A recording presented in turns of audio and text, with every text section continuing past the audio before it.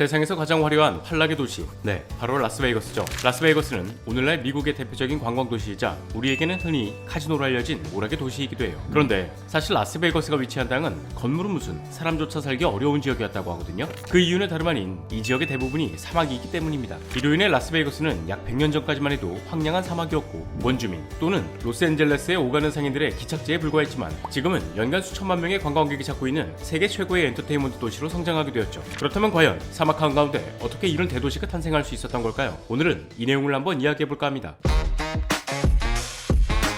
자, 오늘 저와 함께 살펴볼 지식 가이드는 기적의 도시 라스베이거스입니다.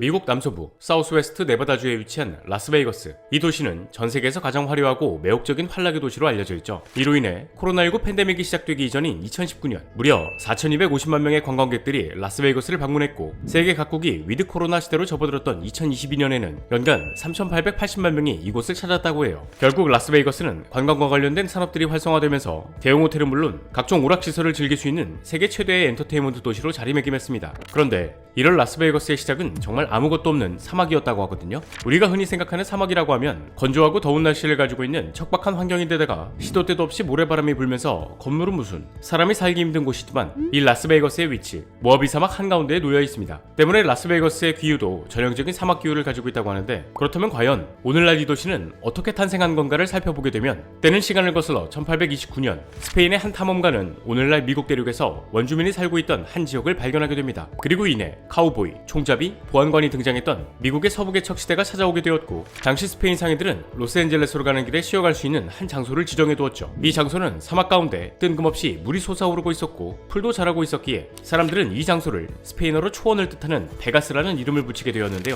이것이 바로 우리가 알고 있는 라스베이거스라는 이름의 어원이죠. 이때까지만 해도 라스베이거스는 해당 지역에 남아있던 원주민들이 소규모로 광업이나 축산업을 이어가던 작은 마을에 불과했고 여행자나 상인들에게는 여전히 로스앤젤레스로 가기 위한 중간 기착지이자 길목에 불과했어요. 하지만 1905년에 접어들게 되면서 황무지였던 이 지역이 서서히 변화하기 시작했거든요. 당시 솔트레이크 시티와 남쪽 캘리포니아를 잇는 철도가 개통되는데 이때 사막 한가운데 있던 라스베이거스가 두 도시로 오가는 사람들에게 중요한 정류장 역할을 하게 되었던 거예요. 그렇게 사막 위의 도시이자 오아시스 도시인 라스베이거스가 탄생하게 되었고 이 도시가 본격적으로 개발되기 시작한 것은 지난 1930년대 미국의 애리조나주와 네바다주 경계의 블랙 캐니언에 위치한 후버댐 건설의 영향이 지배적이었습니다. 1931년부터 1936년까지 약 5년이라는 시간 동안 무려 6,600만 톤의 콘크리트를 쏟아부어 완공한 후버댐은 허버트 후버 대통령이 펼친 정책 중 가장 잘한 일로 손꼽히고 있고 또 인류가 멸망해도 이집트 피라미드와 함께 10만 년은 버틸 수 있다는 견고한 구조물로 불리고 있거든요. 그리고 이 댐의 건설 과정을 살펴보게 되면 1929년 10월 24일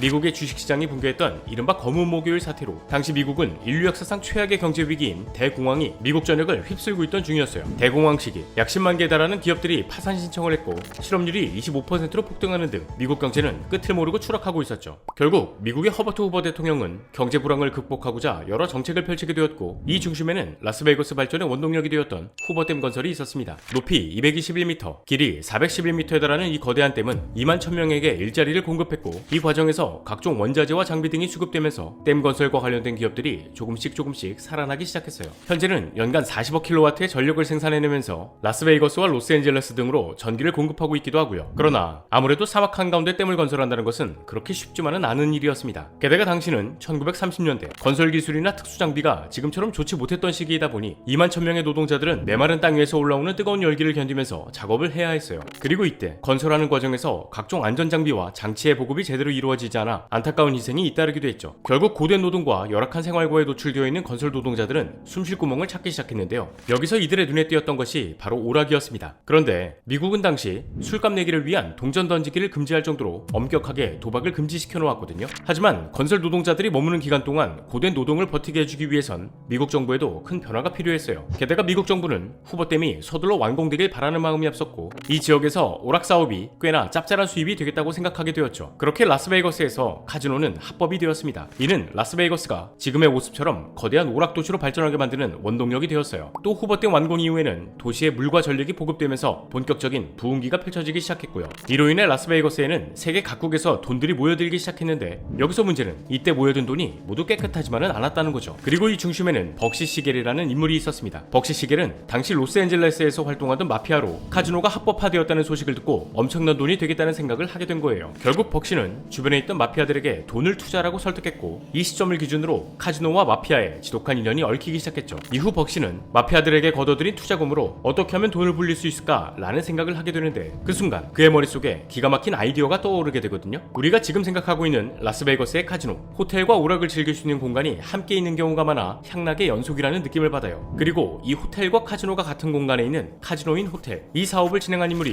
바로 벅시 시겔입니다. 실제로 그가 추진한 사업으로 지어진 건물이 라스베이거스 최초의 카지노를 보유한 호텔, 플라밍고 호텔이죠. 그런데 당시 사람들에게 카지노인 호텔이라는 개념이 생소하게 다가왔던 탓인지 벅시가 운영하던 카지노에서 계속된 적자를 기록해 운영이 중단되는 상황에까지 이르게 돼요. 이후 마피아 투자자들은 벅시에게 내 돈 어디로 갔냐, 투자를 했으면 뭔가 결과가 있어야 하는 거 아니냐 라는 압박을 주면서 투자한 돈을 다시 돌려달라고 요구했죠. 하지만 이때 벅시는 가게는 망해가지만 이미 투자금과 수익금을 여기저기 빼돌린 상태였고 이 상황이 투자자들에게 꼬리가 잡히면서 그대로 제거되고 맙니다. 여기서 참 아이러니하게도 벅시의 죽음 직후 플라밍고 호텔 카지노는 다시 흑자로 돌아서게 되었고요. 이 시점을 기준으로 마피아들은 카지노인 호텔 사업은 돈이 된다 라는 인식이 생기면서 더 다양한 시설을 갖춘 게임장으로 거듭나게 됐지만 이때까지만 해도 라스베이거스의 이미지는 단순히 유흥가라는 것에 그치고 말았죠. 하지만 1940년대 한 억만장자의 등장으로 라스베이거스는 큰 변화를 겪게 되는데 그 인물은 바로 하워드 휴즈. 하워드 휴즈는 당시 미국 내에서도 돈이 많기로 소문난 인물이었다고 해요. 그는 막대한 자본을 가지고 라스베이거스를 둘러보았고 이내 라스베이거스를 저렴한 유흥과 오락의 도시가 아닌 화려하면서도 고급스러운 세계 최대의 유흥 도시로 계획하기 시작했죠. 특히 사람들이 오래 머물면서 휴식도 취하고 잠도 잘 수 있는 호텔. 하워드 휴즈는 새로 짓는 호텔들의 고급화 전략을 추구했고 이는 라스베이거스의 이미지를 탈바꿈하는 결정적 요소가 됩니다. 하지만 여전히 라스베이거스는 도박의 이미지가 강했고 더 많은 사람들을 끌어들이기 위해선 또 다른 전략이 필요해 보였는데 어느 날 도박의 도시를 미국의 대표적인 관광지로 바꿔버린 인물이 등장하게 되죠. 이 사람은 라스베이거스가 게임이나 술을 위해 방문하는 도시라는 상식을 완전히 파괴했던 스티브 윈이라는 인물입니다. 그는 부동산으로 자금을 모아 라스베이거스에서 카지노 사업을 시작했고 돈을 지불하지 않아도 많은 사람들이 만족할 만한 볼거리를 제공하면서 라스베이거스를 화제의 중심지로 만들었어요. 이에 가장 대표적인 예시로는 그의 손길이 닿은 골든너겟 호텔 카지노 입구에 무려 28kg에 달하는 거대한 금덩이를 놓아둔 것이었죠. 또 라스베이거스 중심부에 위치한 미라지 호텔에서는 호텔 안을 숲으로 만들어 놓은 데다가 밤마다 불을 뿜어내는 화산 조형물을 통해 화산쇼를 진행하기도 했고 트레저 아일랜드 호텔에서는 매일 밤 테마에 걸맞은 해적쇼를, 이 중에서도 특히 수천억 원을 들여 세련의 끝을 선보이는 벨라지오 호텔의 경우에는 미술품 갤러리, 명품샵을 들여다 놓았을 뿐만 아니라 호텔 앞 인공호수에서는 현재 라스베이거스의 상징적인 관광 명소라고 불리는 분수쇼를 펼치기도 했죠. 이 분수쇼는 스페인 바르셀로나 분수쇼, 두바이 분수쇼와 함께 세계 3대 분수쇼 중 하나로 손꼽히고 있고요. 결국 후버댐 건설로 시작해 라스베이거스의 건물 스티브 윈으로 이어진 발전 과정은 이 도시를 엔터테인먼트의 중심으로 자리잡게 하면서 본격적인 관광지로 거듭나게 됐어요. 이로 인해 수많은 투자사가 라스베이거스에 카지노와 호텔을 건설해 유례없는 성장기를 맞이하게 되었고 라스베이거스의 주요 수입원인 카지노를 부흥시켰죠. 실제로 라스베이거스 스트립에 있는 카지노가 2022년 벌어들인 수입만 보더라도 83억 달러, 한화로 약 10조 9천억 원에 달했다고 하니까요. 물론 가장 호화스럽고 화려한 도시의 뒷면에는 심각한 도박 중독과 절도, 폭행 등의 각종 범죄가 발생하고 있기도 하지만 아무도 거들떠보지 않던 황량한 사막이 오늘날 신화의 도시가 된 라스베이거스. 과연 앞으로 어떤 신화를 더 써내려갈지 지켜봐야 할 것 같네요. 자, 오늘의 영상은 여기까지입니다. 다음에 또 다른 안내서로 찾아뵙도록 하겠습니다. 지금까지 지식가이드였습니다. 감사합니다.